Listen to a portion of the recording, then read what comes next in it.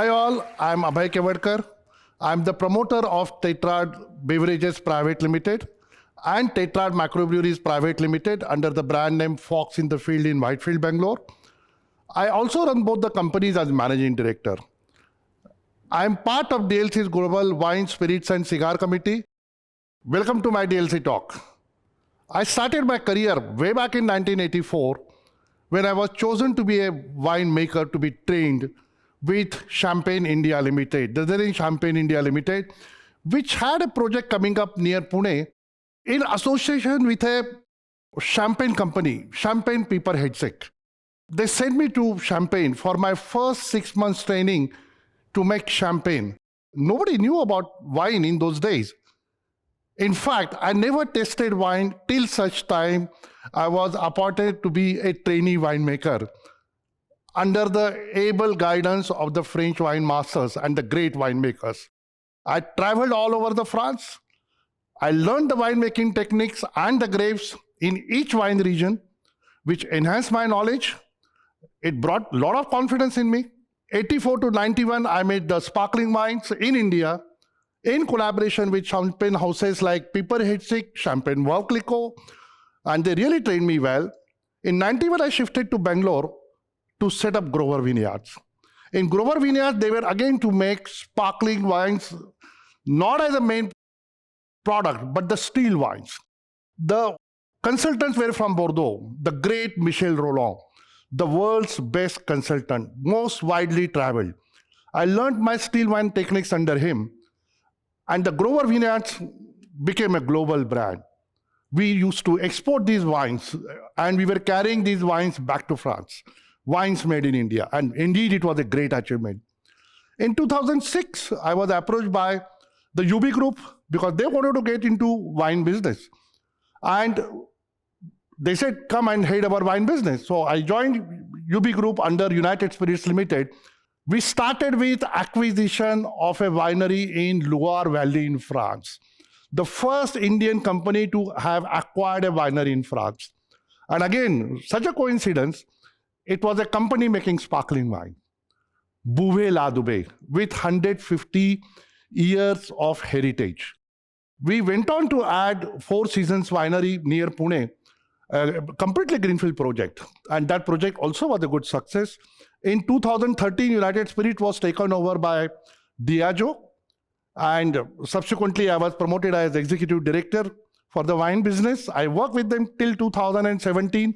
Continued to work with them as a consultant for another 1 year, and then I decided to start my own businesses. We started with making wines in France under our private label called Early Dark and bring them to India. So we started with making our own wine. We kept on adding wines from other world regions like Australia. We'll keep on adding from Spain, from Portugal, from Italy. We want to expand. Fox in the Field Microbrewery is already doing extremely well. We want to scale up this brand. Now, if you are listening to me carefully, I had already said that Bouvet La Dubé in France, we were making sparkling wine. I didn't say we were making champagne. Now, what is the difference between sparkling wine and a champagne? Sparkling wine, which is made in the province of Champagne, can only be called champagne. Even in France, you cannot call it champagne if it is not made within the Champagne region. Like there are different ways of making sparkling wines. You can either make a very traditional way, like what they do in Champagne called method champenoise, wherein the second fermentation, after the still wine is made, the second fermentation is done in the bottle. That is where those bubbles, that gas, that is what is created in a sealed environment. That makes it so special. And that aging over the lees gives that creamy, toasty nature to the whole thing. You can do by the same process in other countries. Like we do such wine in India, but then it's called method traditionnelle. It is made by traditional method. You can use different grapes.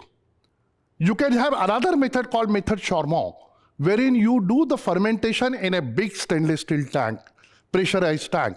When you do it in Champagne region, by the traditional method, by the certified grapes, by the certified yields, how much crop you can take per acre. And then when it is approved by the appellation body, then only it's called champagne. Now, what makes champagne so great is the tradition. For me, the first champagne comes to my mind is Dom Perignon. Now, Dom Perignon is always made only in vintage years. Now, what is a vintage year?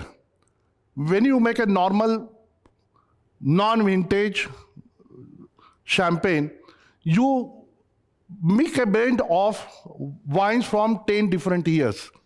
It's not one particular year. And then you do the second fermentation in bottle 15 months on lease. But when you make a vintage champagne like Dom Perignon, 100% of the wine has to come from one particular vintage. You cannot mix wines from any other vintage. That year has to be exceptional in terms of quality, owing to the climate, what the French famously call as terroir. Terroir is the identity of that particular wine, basis the soil, basis the weather, basis the climate, and there are certain years which are exceptionally good. So you can expect a vintage champagne to be made once in 4 years, on an average, I'm saying. There have been instances where have been 2 consecutive years have been vintage, but there have been also instances for 6 years you didn't have a vintage champagne because you didn't have a good year. Now, can a sparkling wine be as good as a champagne? Yes, it can be.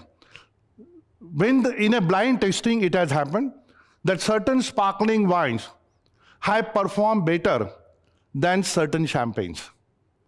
I'm saying certain, I'm not saying that top of the, or the best of the best. But even in France, they make sparkling wines, sometimes using Pinot Noir and Chardonnay, like they do in Burgundy. If you go to Loire, which is best known for sparkling wine, there they use mostly Chenin Blanc and Chardonnay. It's a different grape. It's a different style, but the wines are very good.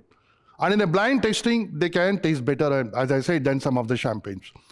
Cava, as I said, in Spain, some great cavas are available too. The Prosecco, Franciacorta, another region in Italy. You can go to, let's say, Sonoma Valley. There they make some good sparkling wines too. So the sparkling wines are made now around the world. Everybody realizes that that's the way to live life, that's the way to celebrate life, that's the way to enjoy life. And then it's celebration always all over the world when it comes to a sparkling wine or a champagne. Now, what are different styles of champagne? You have a Champagne Brut, which is mostly bottled, widely known. It's made out of white wine.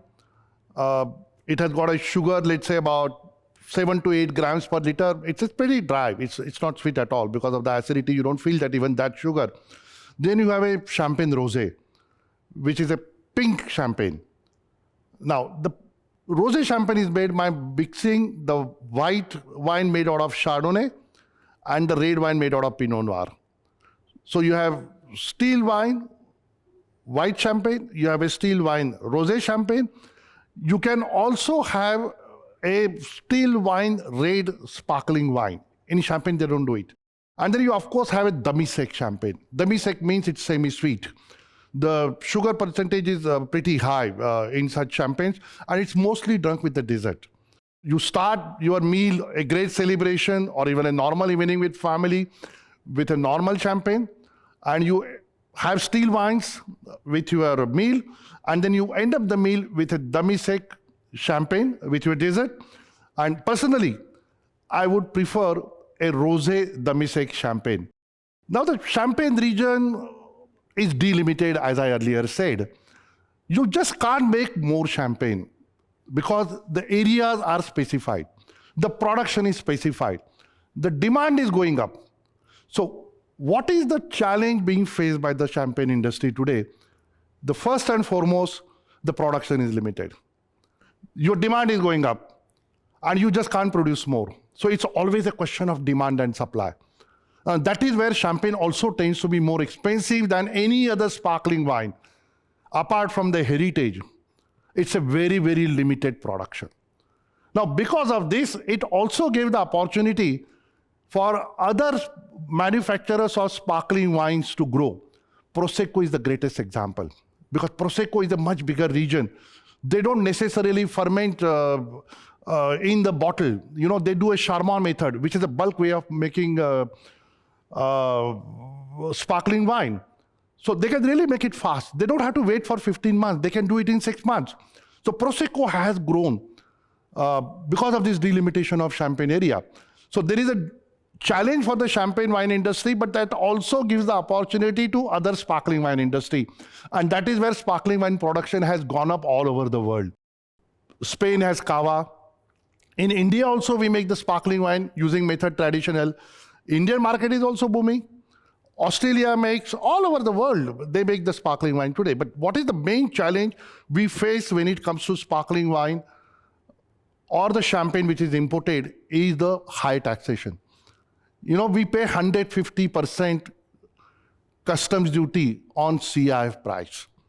And then we had to pay the local excise duties for each state. Certain states also charge you the VAT, which can be, in a state like Tamil Nadu, for example, 60%, as high as 60%.